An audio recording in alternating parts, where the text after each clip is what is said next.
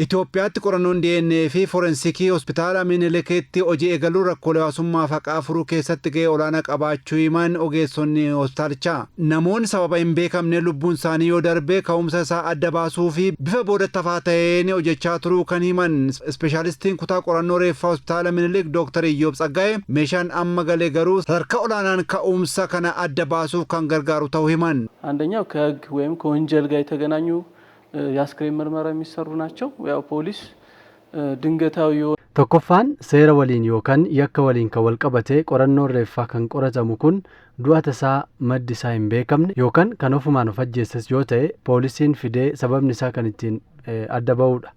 Qorannoon biroon ammoo namoonni qorannoo yommuu gaggeessan samuuda isaan barbaadan irratti qorannoo qorachuun bu'aan kan isaanii kennamudha. Akkuma argamu qulqullinni iddoo hojiis ta'ee ammayyummaan meeshaas galee hojii kana saffisiisuun akkasumas bu'aa qabatamaa qaama barbaadeef kennuuf kan gargaarudha. Sababa nyaataa fi dhugaatiin akkasumas kanneen birootiin summaanii gara hospitaalichaa kan dhufan akaakuu summichaa adda baasuufis ta'e hanga isaa beekuu fi kan gargaaru akkasumas lubbuun kanneen jiran immoo dafanii baraaruu fi teknooloojii gargaaru kan ammaa hospitaalichi galche ta'uu ogeeyyonni fayyaa hospitaalichaa Kaasahuun Adamii fi Malaakuu Dajanee himaniiru. እንደ ሀገር ስናይ ይሄ የመጀመሪያው የምርመራ ክፍል ነው።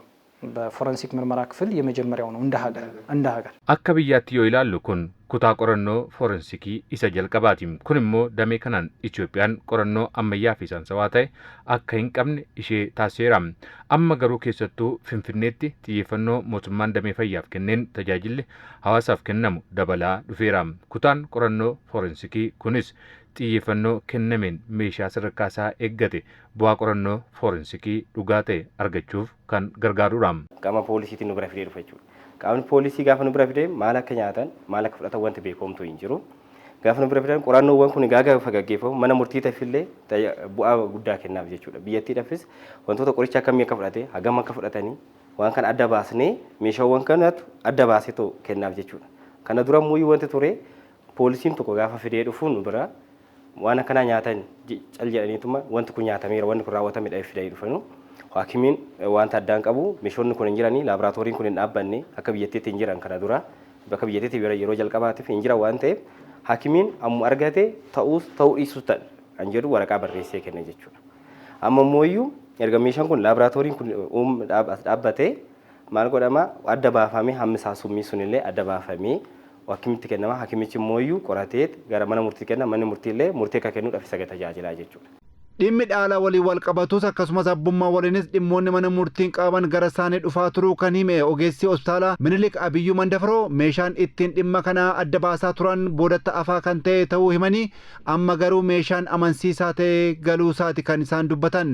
ስፔሻሊ ከአባትነት ጋር ተያይዞ ብዙ ኬዞች ይመጣሉ።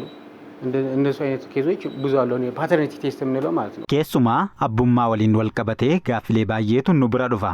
Kan adda baasuuf kan gargaaru teknooloojiin waan hin turreef yeroo baay'ee biyya alaatti ergamaniiti kan adda ba'an. Inni kun ammoo baasii guddaa fi yeroo dheeraa kan fudhatu ture. Maashiniin ammaasitti hojii eegale garuu yeroo gabaabaa keessatti gaaffilee abbummaas ta'e dhaala waliin wal qabatan deebisuuf gahee olaanaa ba'uu kan danda'udha. Mootummaan dhibee dursanii ittisuun cinaatti dhibee yaalanii fayyisuu maammata jedhu qabatee hojjechaa jiraachuu kan dubbatan hoogganaan biiroo fayyaa magaalaa Finfinnee Dr. Yohaannis Caalaa bu'uuruma kanaan dhaabbilee fayyaa tarkaa isaanii eeggatan ijaaruun tajaajila fayyaa fooyya'aa hawaasaaf kennaa jiraachuu himan.